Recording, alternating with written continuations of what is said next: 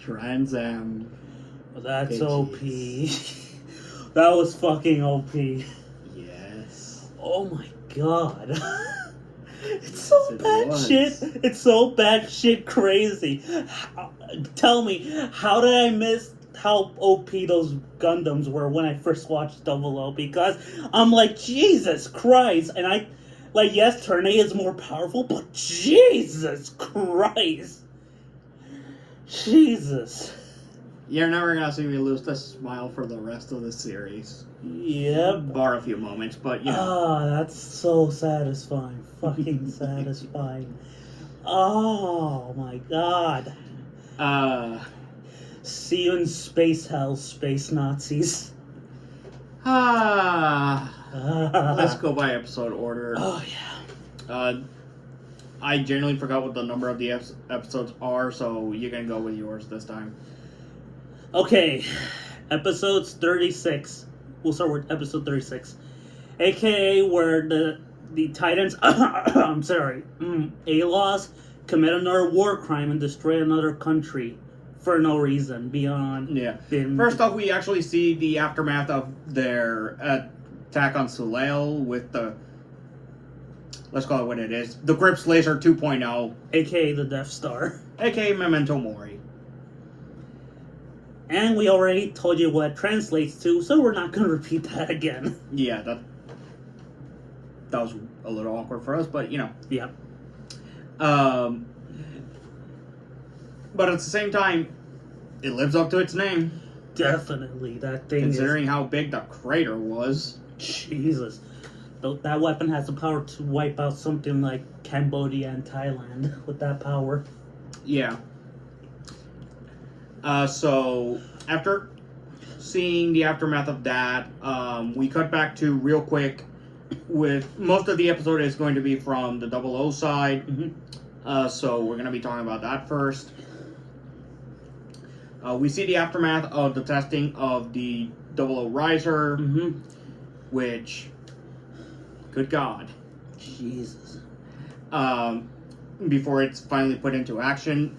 We get attacked by the A-Laws, in this case, Kati Mannequin, and the two members of Ribbons. Ribbons' crew. Mm-hmm. In this case, Bring Stupidity, and the other one, the one with the purple hair, light purple hair. Mm-hmm.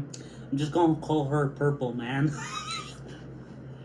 As a reference to the Marvel character, Purple Man. And there are two Purple Man. Well, Purple Actually, Girl. 4.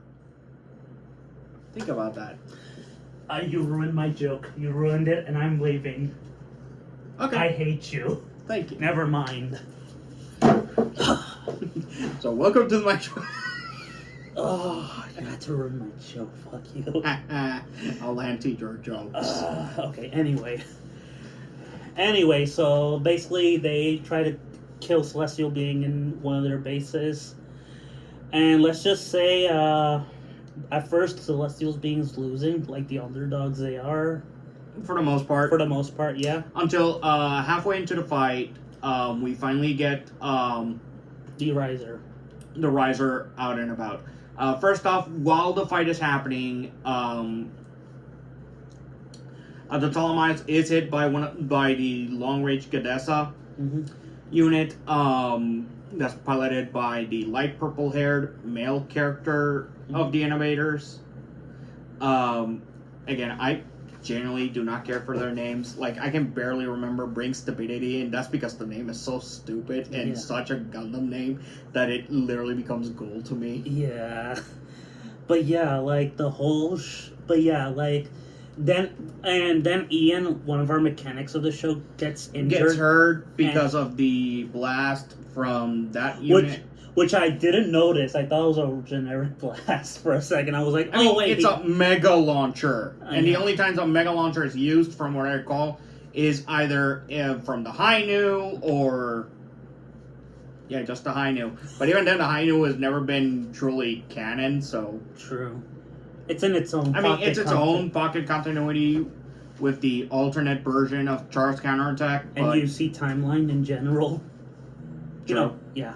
Anyway, But yeah, like, and so Saji has to pilot that thing so that Setsuna can get his power up.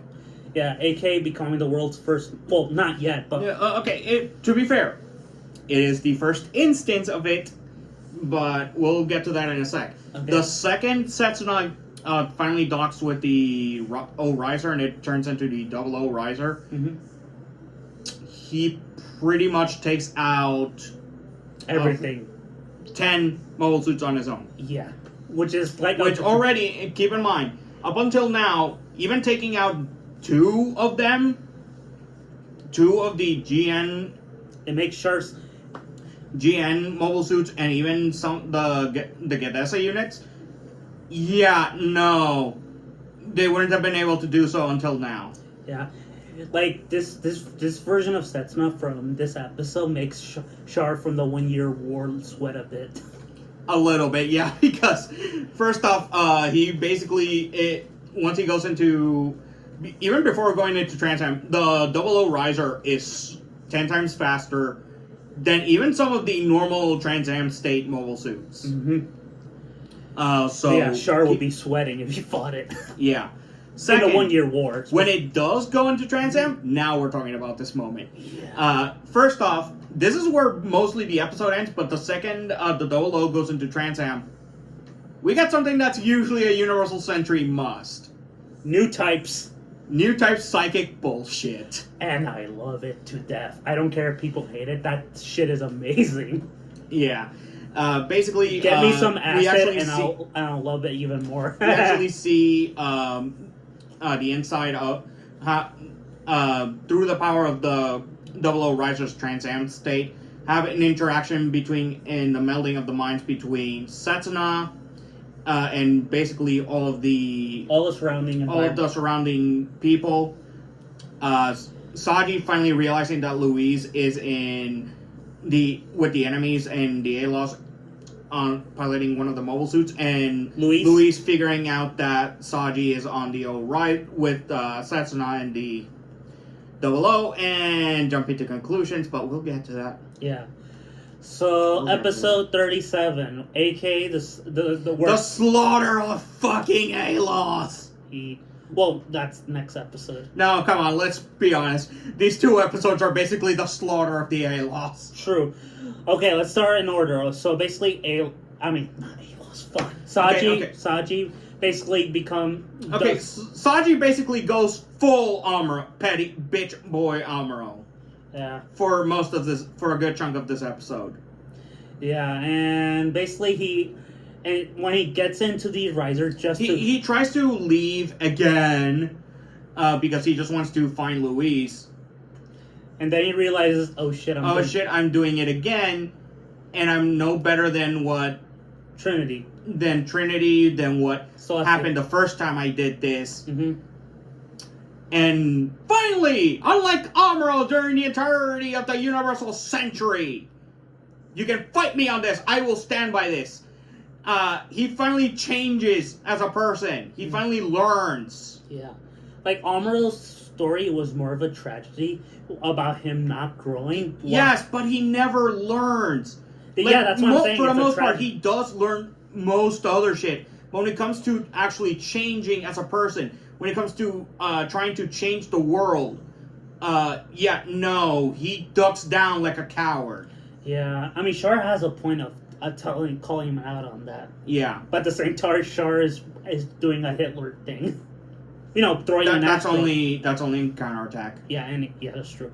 Anyway, Origin, but no one cares about Origin. I care about it. I love Origin. It's the best prequel in all fiction. Not really. It kind of tries to double down on Char's counterattack Char, and that kind of ruins it. I mean, we can share different opinions, but I thought it kind of enriched it for me a bit. It kind of ruined most of RX-78 when you think about it. If you go with the mentality that he's always been the Char's counterattack Char. I mean, anyway, but yeah, and possibly the most heartbreaking part of that episode, Luis. During the episode, let's continue with the fight scene real quick, because this is still continuing with after that moment. Yeah. Once he goes into Trans Am state, Setsuna basically destroys both of the Gadessa units that both bring stability and the other one is piloting. Mm-hmm. They do escape because apparently they have ejection systems. Fuck off with that. I mean, granted, that's actually clever, but you know. Still, fuck off with that shit. Lock-on, the original lock-on would have been saved, but Ribbons had to fuck that shit up. Yeah. Fuck off. But after that, we basically get a moment between both Saji and Louise. Saji's moment is more of him trying to go back to Louise by trying to escape via the Riser and also stealing one of the Haros. Mm-hmm. He ultimately decides not to, aka going through what we talked about earlier and him not pulling an Amuro. Mm-hmm.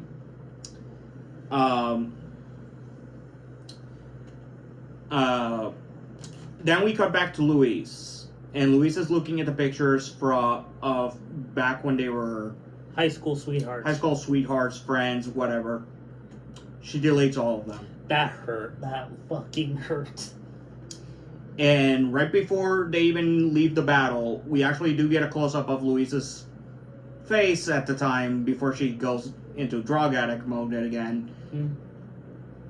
This is the moment I was talking about where she starts to go into a unholy fusion of Stella Lucier / Four Murasame, Mm-hmm. Haman freaking Karn because of the heartbreak. What? Oh, come on, Haman Karn and Char were together at one point, and Haman Karn actively tried to get back together with Char during the events of Seda. Yeah. If we go by Char's deleted affair, then that's a different story that I don't want to get into. True. Which is stupider than what's implied. Yeah, I know. We don't talk about that. We don't talk about that. We don't even need... This is also why I hate Origin Char. Well, not the Origin Char. I hate parts of what happens in Origins involving the Savi family. Mm.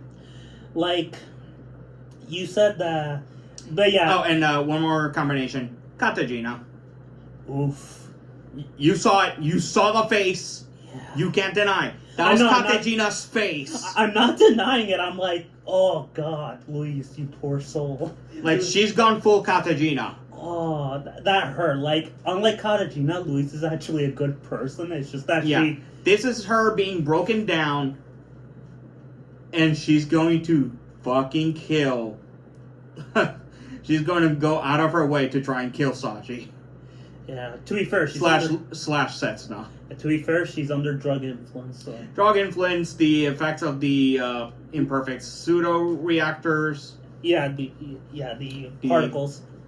And let's not forget ribbons. Mm-hmm. Yeah, and surprisingly, just like in Universal Century, new type psychic bullshit fucking it up. Yeah. At first, anyway, yeah. Yeah, that moment hurt. I was like, Jesus, show. Tomino will be proud of you. Tomino. Kill them all. Tomino will be proud of you. Anyway, we get to episode 38, aka the most satisfying episode of the show so far. The attack on Memento Mori. We should talk about that in all three of the episodes. We do cut back onto Catharon as well as the certain Russian colonel. The Russian colonel gets a gag order to not even talk about the damn thing.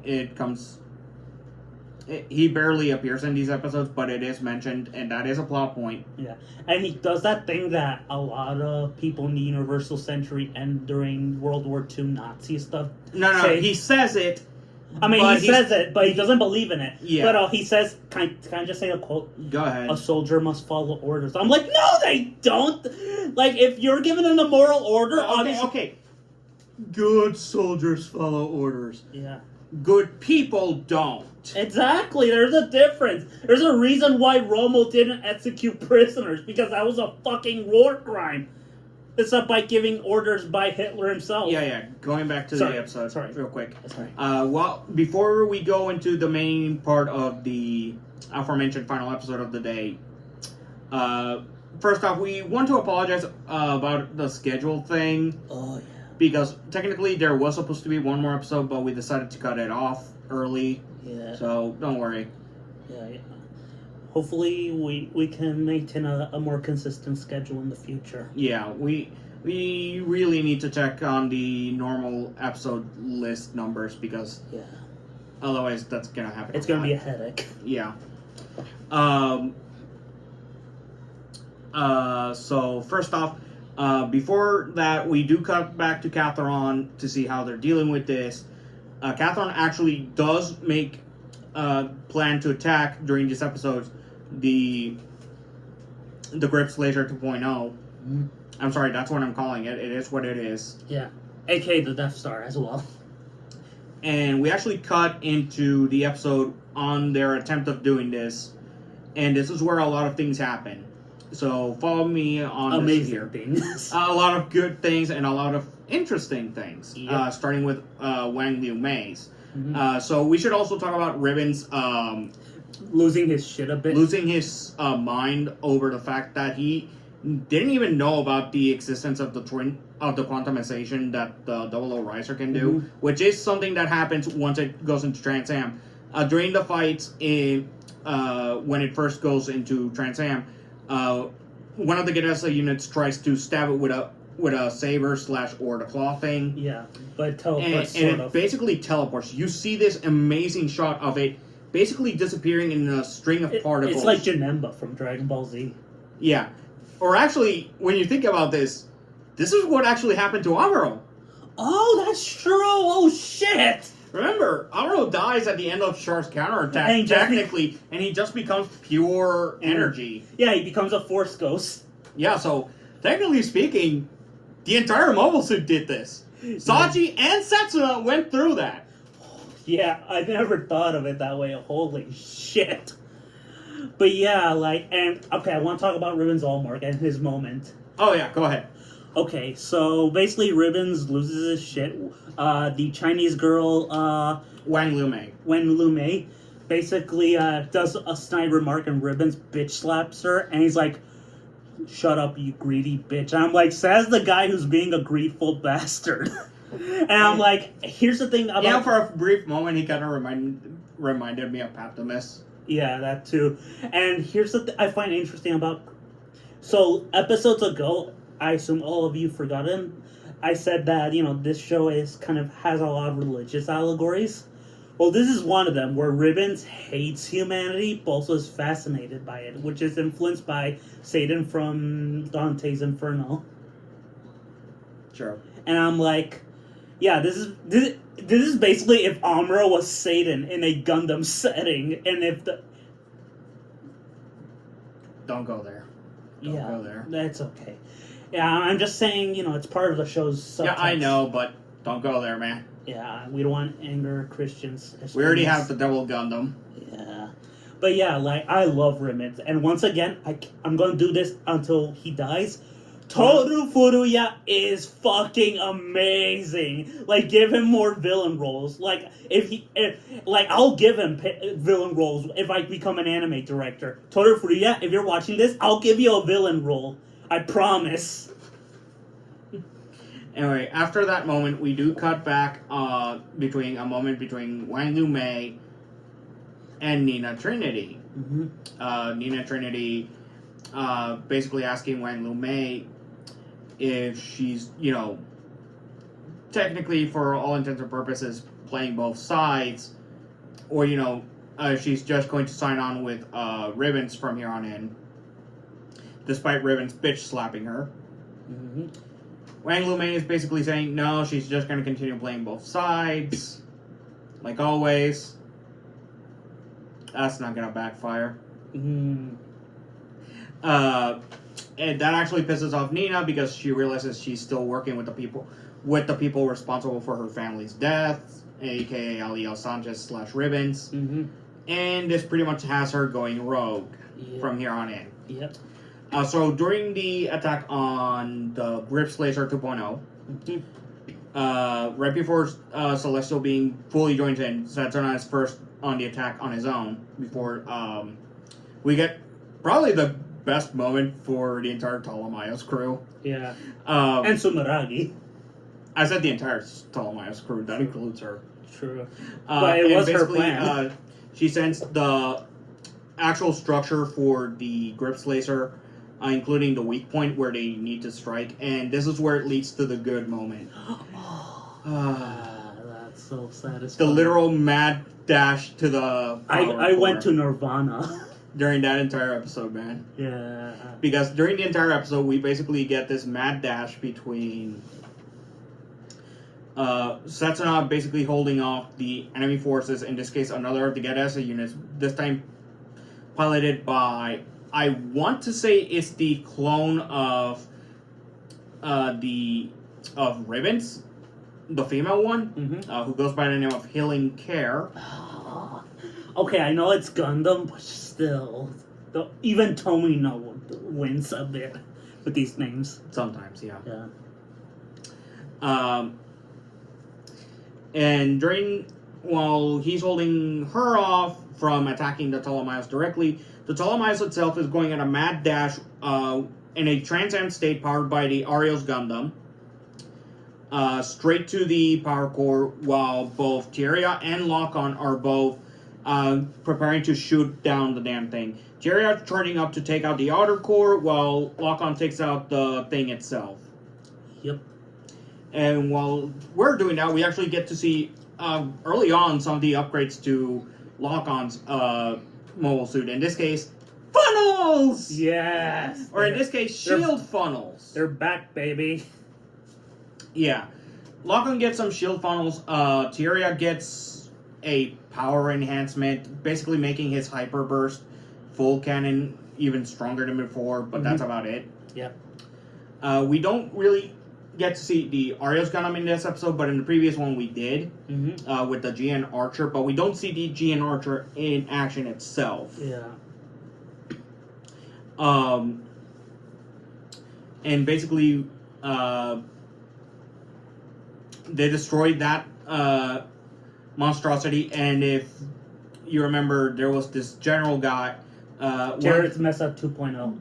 You joined Jared 2.0. Yeah, he was Jared Mesa 2.0 for the most part. Was he Jared Mesa or was he more of a Yasan? He's more Jared due to his incompetence.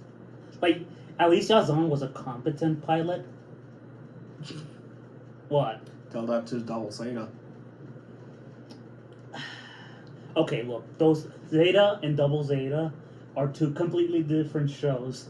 One's a dark story, one's a comedy. No. Here's the thing. It's only a comedy for a little bit. Yeah. Because that's still the show that Hamon Karn dies. Yeah. So. Yep. Anyway. Besides, he was dealing with the... Yeah, basically the white-haired guy who was with Kati Maniken for a while, he basically is, during that fight, on his own, and he finally dies at the same time the damn grip slicer is destroyed because of, some of the debris actually destroyed his ship, which is hilarious. It's amazing. That's something we'll see with Jared Mesa. Hence why he's called Jared 2.0. Oh, that was so satisfying. I'm like, yes, fucking die, you piece of shit. After that, we cut back one more time to the Colonel meeting up with apparently a friend of his, and that's where the episode ends. Yeah. Okay, I'm gonna make this quick announcement. 10 out of 10. Oh my god, the show gets better. Okay. I'm also saying this for the previous vlog because I never said it there. 10 out of 10 as well. Yep. It's just, Okay, for those who hate / love / both Jared Mesa, I'm gonna make a comparison video where Jared dies in Zeta and this Jared dies in 00. Like one clip. To be fair, keep in mind the person who actually compared him to Jared Mesa was Aliel Sanchez, but No. He's the Yasan. Anyway, bye-bye.